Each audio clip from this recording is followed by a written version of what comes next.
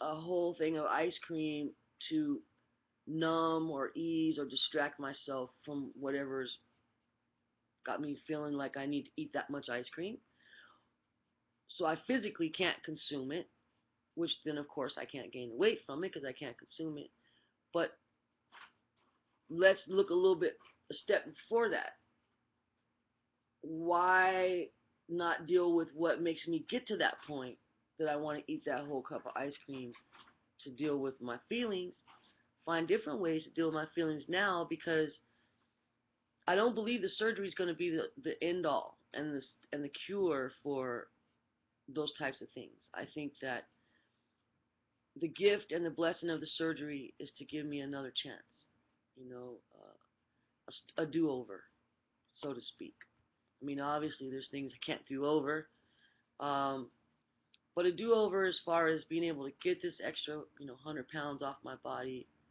I don't know if I'll get down to 150 pounds, to be honest. That's kind of lightweight for me. I'm tall, which I'll show you guys a full body shot when I get closer to the before and after times. But back to my point. I don't think the surgery is going to be the cure-all. Like, I don't believe that all of a sudden you remove 100 pounds from my body and I'm going to miraculously know how to handle things that baffled me before, and how to process feelings and anger and frustration and stress miraculously without it turning into any kind of Rowena beat up festival or that type of thing.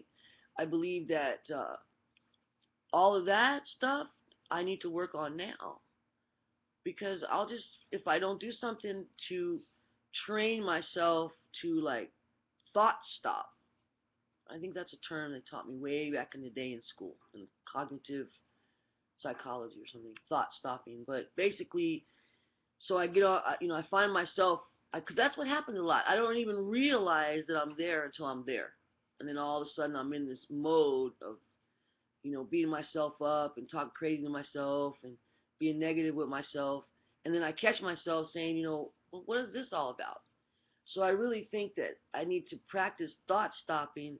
So once I even come to the realization that I'm on that train, so to speak, that train track, I need to stop that train and say, well, okay, yeah, maybe today, you're feeling like this, but overall, you have a good life, and just to learn how to cut it off at the pass. And I don't think there's any miracle cure for that. It didn't happen overnight that I got programmed to think like that on myself, and it's not going to happen overnight that I stop doing it. And there is no pill, surgery, or any other fix that's going to make my brain do anything different.